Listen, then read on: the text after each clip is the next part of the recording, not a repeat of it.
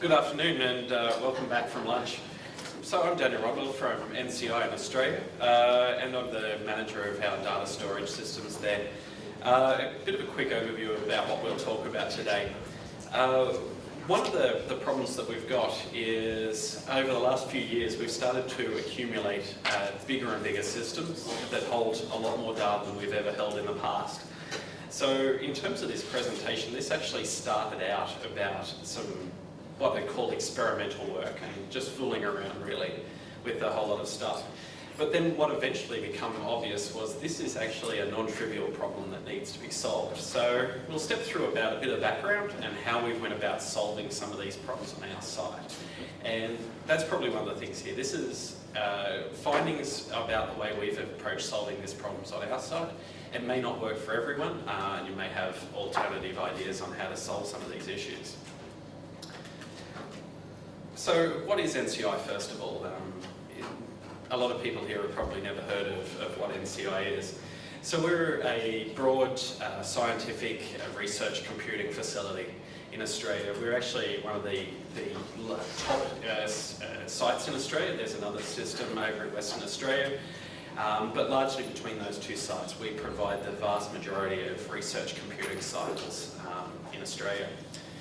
We operate as a collaboration between Australia's primary research-focused university at a national level, our National Scientific Research Organisation, our National Met Office and our Geoscience Agency.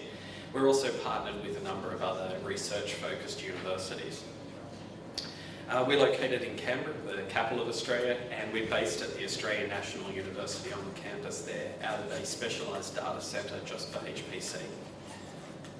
So, first of all, what do we store? The data collections we store typically are fairly large. The average data collection we hold is around 50 to 100 terabytes. On its own, that's not too bad, but some of the larger data collections are over a petabyte in size. One of the projects we hold in a single project right now is 3.9 petabytes on one of the file systems. Inside those projects, the files can be a couple of kilobytes or they can be multi-terabytes in size. So this poses a real problem for how do you tune your Lustre file systems to handle these kind of workloads, and how do you deal with issues as they come up. The other thing that we're looking at is some of the next generation instrument-generated data sets are likely to be 6 to 10 times larger than what they are today due to resolution increases. So if we look at our GData family, our persistent data stores, GData 1, 2 and 3, there's 451 million inodes stored there. And the other thing we look at is what happens if we need to free up 1% of capacity, or we're a bit full on one of the file systems, how do we get back 10%? So just in GData 1 alone, that's 1%, 74 terabytes. So this is not a case of running RM and things get better. So you really need a way of dealing with this capacity management. These data collections that we hold are primarily around the system science. So we hold both some satellite observation data for Australia and for the broader region. And some of that data is actually international replica held in Australia on our high-speed file systems to avoid going out over international links to get that data set. We also have a large and growing genomics data requirement. So 2 years ago, I had probably under 100 terabytes of genomics data stored. Today, it exceeds 2 petabytes. A very quick systems overview of what our arrangements look like is we present our data across a number of different platforms. And one of the main things that brings all this together is our GData family or global data storage systems. We've got 3 of those. They're around about 7 petabytes in size each, ranging from 54 gigabytes a second read performance on the slower end to 120 plus on the faster for our persistent stores. Our Scratch is about 150 gig a second.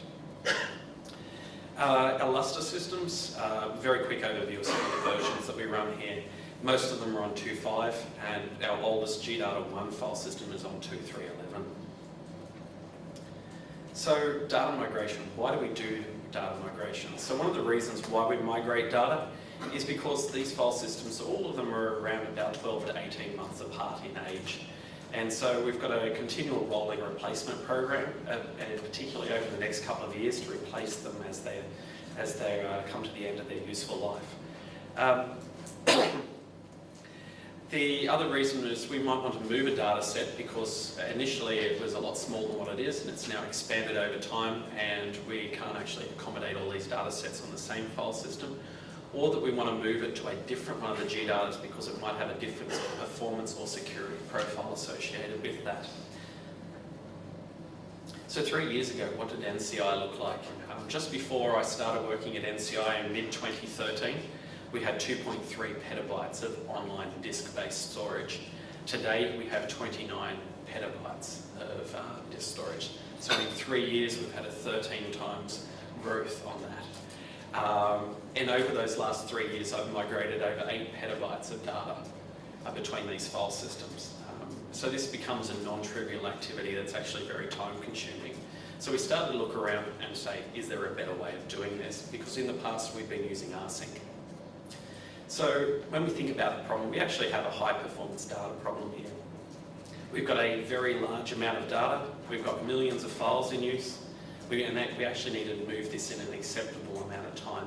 Months is not an acceptable amount of time. We want to be able to do this in hours or days at worst case. And some of our traditional approaches to solving this just don't scale on the level that we need. So if we look at the performance of what we've got available to perform this data migration, Rajan, our main HPC system, is a 1.2 petaflop compute system with 57,000 Xeon cores. A very small subset of that we have set aside of 36 nodes as our test cluster, and we use that to validate any of our patches from the OS level through to Lustre, and to be able to load up these file systems periodically with load. And the test cluster is completely isolated away from user jobs, so no user jobs are ever scheduled onto it, which means that we've got some exemptions in place. It means that we can run jobs as root on this.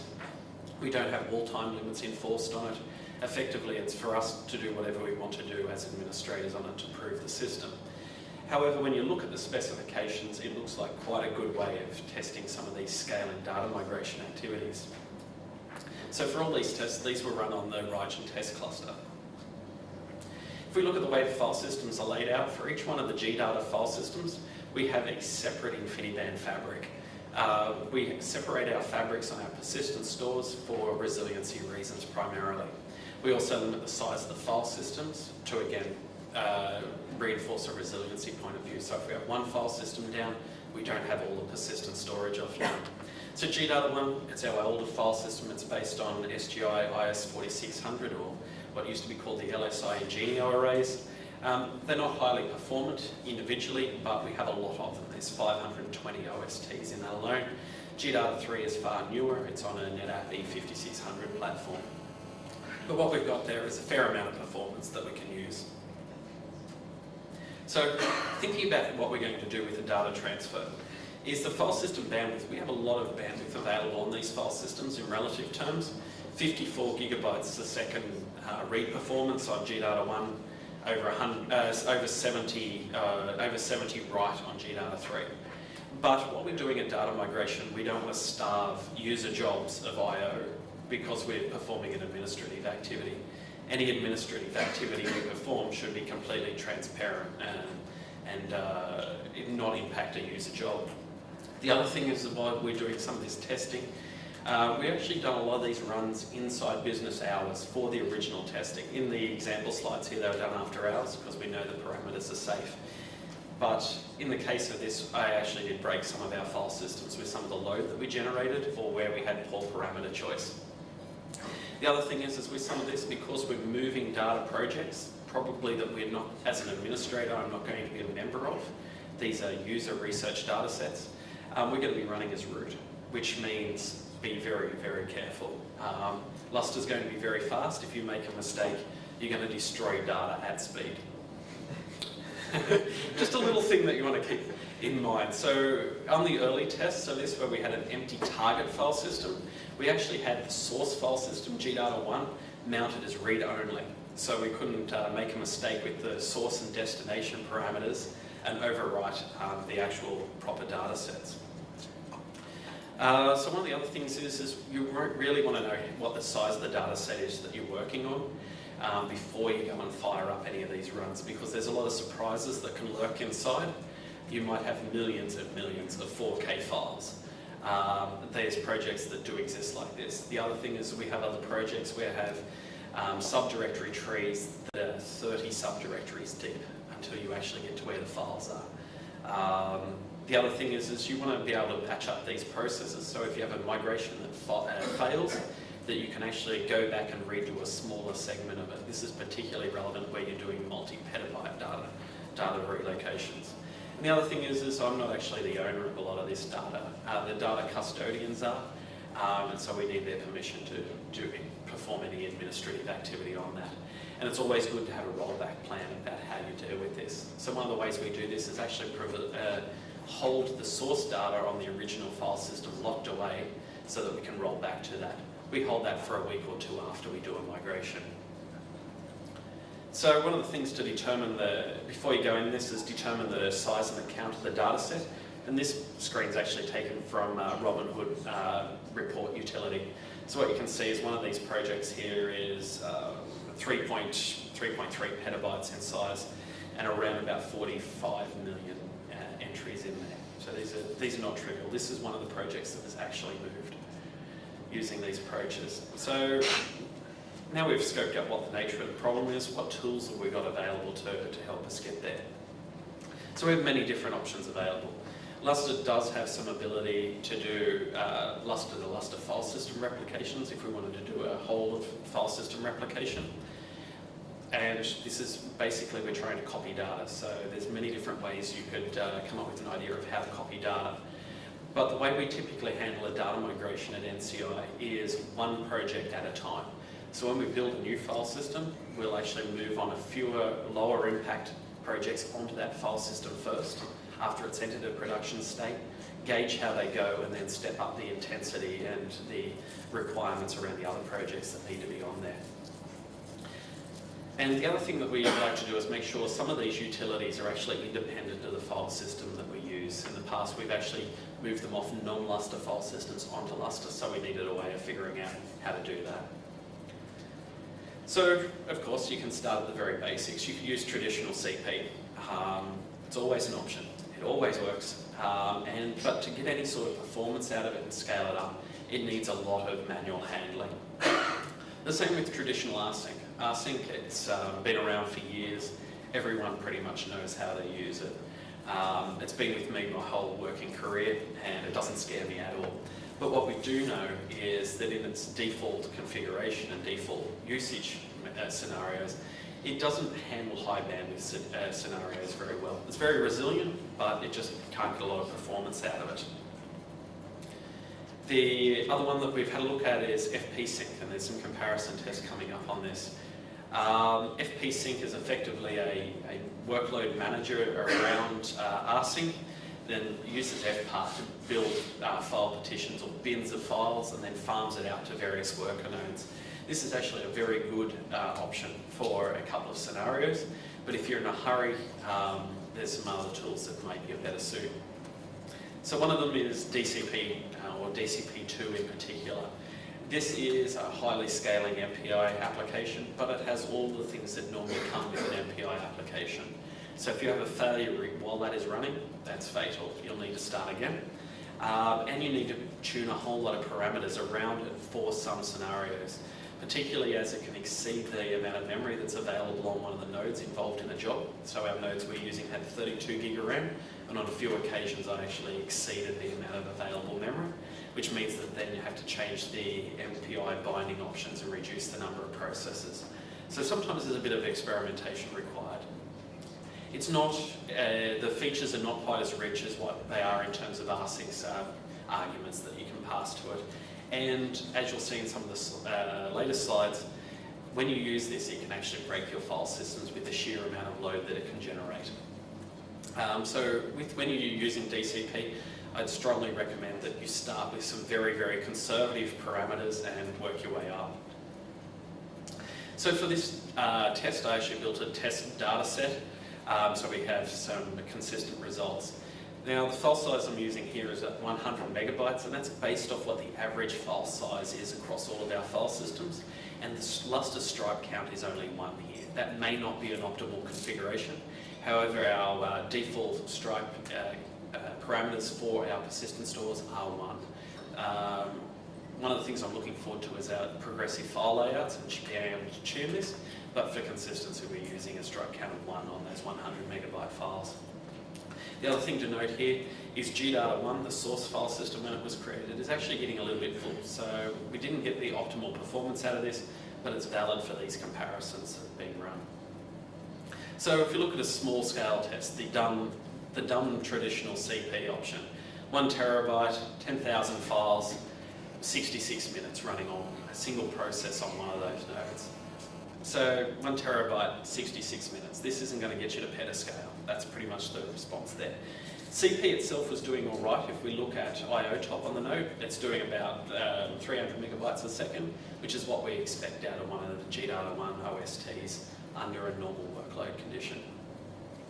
So we look at rsync, again another terabyte, 10,000 files. These are actually the same files resynced to a new or synced to a new empty directory. So it's a baseline run for rsync. That's come down, well actually it's got worse, it's 4 hours. One of the things about rsync here is we're not tuning any of the rsync I/O sizes. This is rsync picked straight out of the CentOS repositories. So this is what a user would expect if they were to try to run this. And you can see here it's getting 35 to 75 megabytes a second per rsync processor on I/O top, and this is just one process running.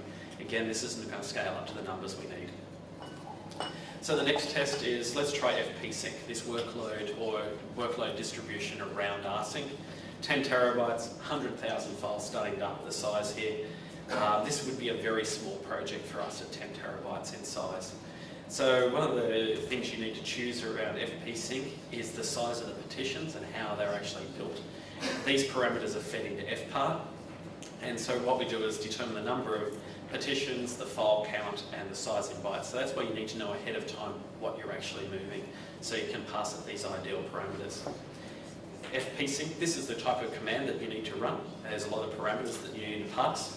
One of the other things I'd recommend when you're using FP-sync or DCP is you tee the output from standard out into a text file, because some of it can get very verbose, particularly if there's errors.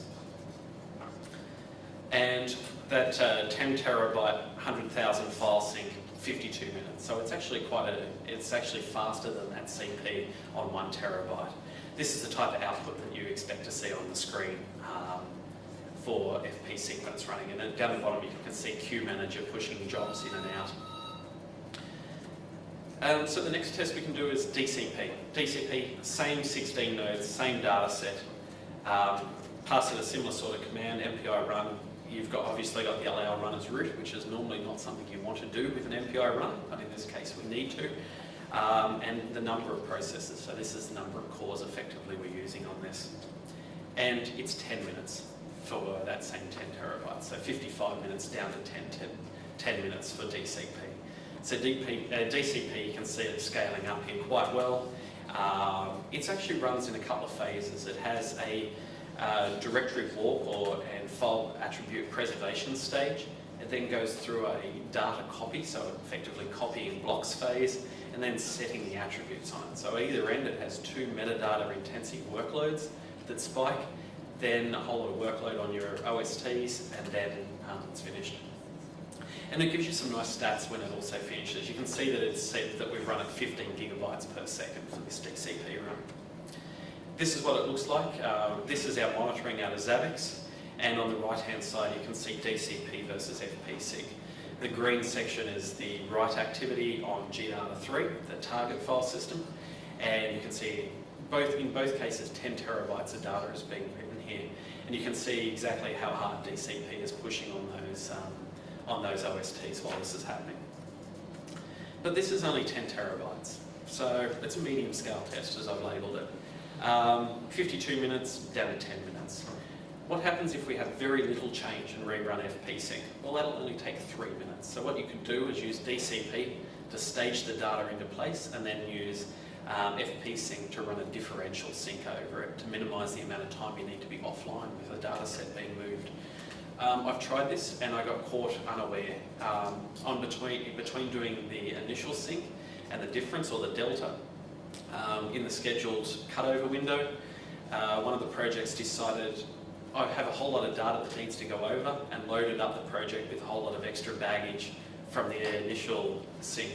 What that resulted in is FPart effectively placed all of those files in very few partitions, and I ended up with only a handful of rsync workers processing that new data. So it was actually a lot slower than if I DCP'd the whole data again. So let's scale this up to 50 terabytes, 500,000 files. Same sort of parameters. We're still running on 16 nodes here. And same sort of data, we've got a bit faster transfer time, 41 minutes for 50 terabytes. So we're doing all right at this. Again, when you look at the OST, the aggregate OST loads here, we can see that we're peaking up to around 20 gigabytes a second right on the file system. The file systems are fairly quiet while we're doing this on either side. When we look at the MDS activity, this is for 16 nodes and 500,000 files. We can see it peaking at 900,000 get-outers a second while this is running. And in the copy phase, it drops down to being fairly quiet on the MDS. And at the set attribute phase, we're doing just under 500,000 again there. Hopefully you can see those green lines are a bit hard to see on a projector. So now we've done these tests, let's scale it up to something a bit more reasonable. If we need to get to a petabyte, or one of our larger collections, 400 terabytes is the larger data set that I used here. Scaling it up to 32 nodes, 512 processors, where there's one process or worker per core, and 4 million files in this. So we're doing 400 terabytes, 4 million files in 4.5 hours. So once we're talking about this is actually the kind of numbers you can deal with scaling this up to petabyte-sized data collections. 4 hours to move 400 T isn't that bad in the scheme of things. And you can see a very nice load profile on your OSTs going here, is that we can see our write on the file system is 24 gigabytes a second, nice and steady. It has a big contiguous block of activity. When we look at the actual I/O profile going in, so if we look at the Lustre BRW sizes here, all of this is 1 megabyte read and write onto the file systems. So really quite well optimised for going down to Lustre. If we look at what happens on the MDS, we can actually see the source MDS on GData1 being hit for just over 4 million get-outers a second peak here.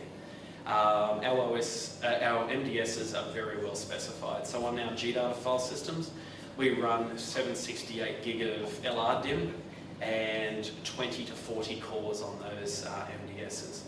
And the reason we do that is our MDSs are tuned to try to hold as many of these attributes in memory as possible, so we can try to service it in memory rather than go down to the MDT. That doesn't always work, particularly when you've got set attribute operations going on, but it does help alleviate some of these workloads. This was in production. I didn't receive a complaint at all. It's fairly unnoticed by users when this is going on. So why I mention this is really one of the things you're doing when you're choosing the number of nodes and your parameters. If your MDS is of a lower specification, you really need to be careful. This is only 4 million files that can generate this off 32 nodes. So let's have a look at the results comparison. Down on the left-hand side with the blue, this is your traditional CPs and rsync. We can see a very long amount of time for not very much data being copied. FP sync does an alright job, and it's actually really good for using it in background type processing where you want to exert minimal load on the file system and do those file transfers. But if you're in a bit of a hurry and you want to get things done quickly, DCP is clearly a winner on this. One of the things you could do here is spend a lot of time tuning the parameters around DCP and around FP sync to optimise them. In this case, I've just used sensible defaults. So now we've got the tool picked out, how do we deal with the process of such? Because it's more than just copying the data. So we typically treat a data migration on a per project level. So what we go through is actually setting the quota on the destination file system. We use quotas on all of our Lustre file systems, and when we place that data there, we don't want that project to be instantly over quota. We also have a number of NFS exports of our Lustre, our projects, out to our VDI environment, out to our data collections, out to various web servers and so forth. So we stopped those NFS exports to stop log files being filled up with, hey, my source directory's disappeared. We then move the project into a restricted source directory. What we do is we lock down, we create a directory with a fairly obvious name in the top level of the file system, migration in progress, and we make it root readable only. So this prevents any data being changed on the file system while the migration is in progress. Prevents any other issues cropping up around when you do a comparison of the source and the destination of this has changed since it was copied. The target directory is similarly configured while we're in the migration stages. Sometimes for a big project, we'll actually break it up into smaller DCP runs. So where we've got a multi-petabyte migration, we might break that up into smaller 500 terabyte chunks and run a DCP process for those. So if it stops, we don't actually have to start again on copying 2 or 3 petabytes of data. One of the things around data migrations, and particularly where it's not your own data, you've got a level of responsibility, and you want to make sure that the data that you've administratively copied, particularly for a reference data set, of the source file system to a destination, matches and is accurate, doesn't contain errors. This is some very important data, particularly in things like genomics or some of the climate models. We don't want to have data errors injected into that data due to an administrative mistake. So what we do is we have a couple of different approaches, and both of these work. Is we can use FPart, and we then use FPart to build a file list, and then we've built our own MPI MD5 sum tool. So what we do is feed each MPI process that's running on a node a list of files to go and do an MD5 sum. So what you can add on both the source and the destination. So in effect you have MD5 sum generating gigabytes a second of load on your file systems as well. And one of the other simpler checks that you can also do in conjunction is just simply take find with printf and build a whole lot of text output around the permissions, mode, owner, group, size, file name to make sure they're correct. This is a little bit cumbersome. We're working on a better way of doing it, but it is accurate. We actually found we were hitting a earlier Lustre bug that's now been fixed where the mod time wouldn't always be synced back to some time in the past after it had been altered. I can't remember the LU off the top of my head for that one, but we fixed that up. But it actually found those files. So these processes are accurate and they do work.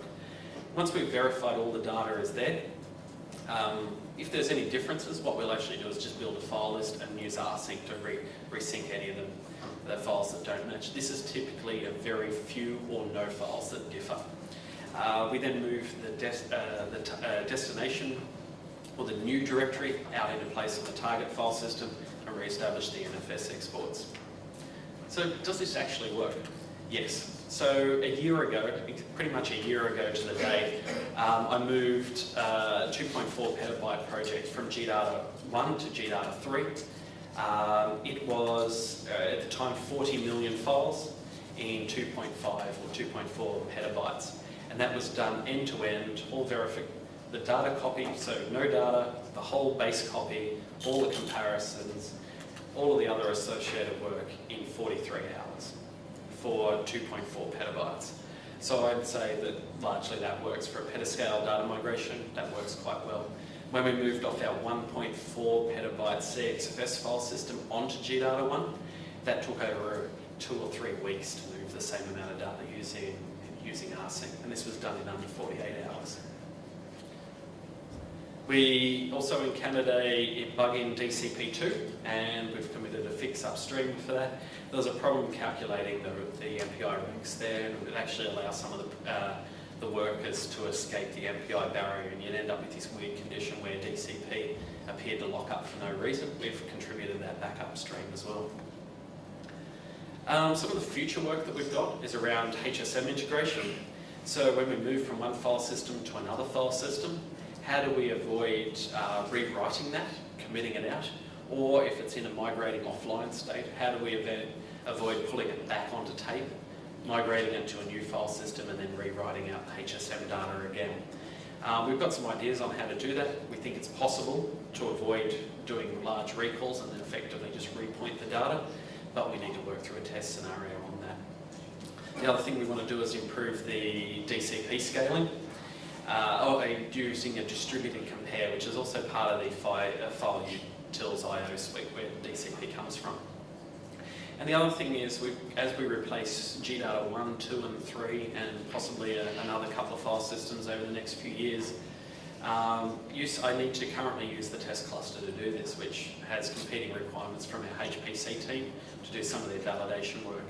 So what we'll do is take the OSSs out of GData 1 when it's retired. There's 44 Sandy Bridge class machines there, and actually build a dedicated cluster for doing migrations and for IO load testing. Does anyone have any questions?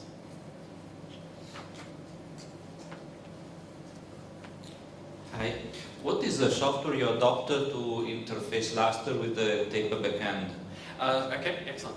So we use SGI's DMF product for this, and so we're using the DMF copy tool as well. Thank you. So one of my ex-colleagues wrote a similar thing to you, Carl, putting in a feature which allowed restructuring the files on different file sizes, and that's a useful thing. Also, you can do the checksum in parallel with one thing. Are you going to, given that you like the your current thing, those kind of things are useful? So restriping is a really simple thing to do. That's also one of the other things that what I would have really liked to have done for this presentation is actually restripe the test data set and rerun that, but unfortunately I ran out of time on that. So. Okay, well, thank you. Thank you.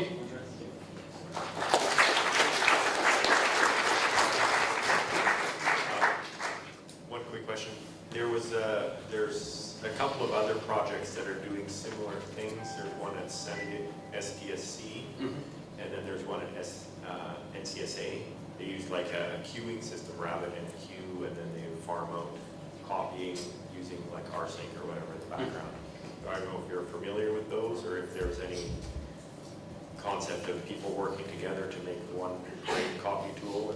Yeah, I'm familiar with a number of these. These are the two that we felt at the time when we actually started doing some of this work about a year ago, were probably in the most stable space.